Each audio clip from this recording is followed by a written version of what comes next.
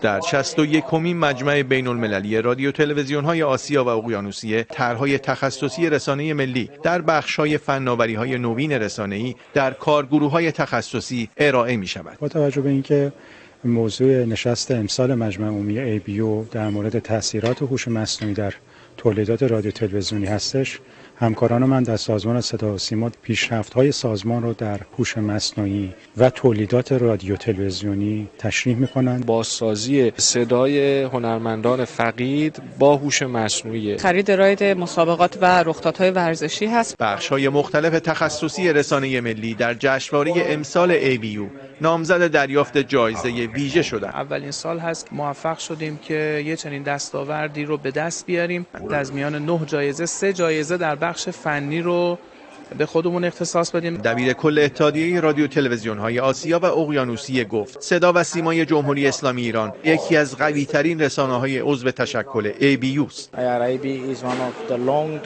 صدا و سیمای جمهوری اسلامی ایران از مجهزترین و قوی‌ترین رسانه‌های منطقه به شمار می‌رود و تجربیات این رسانه می‌تواند به رسانه‌های عضو منتقل شود. اتحادیه رادیو تلویزیون‌های آسیا و اقیانوسیه با حدود 3 میلیارد مخاطب در کشورهای مختلف گسترده‌ترین تشکل رسانه‌ای جهان به شمار می‌رود.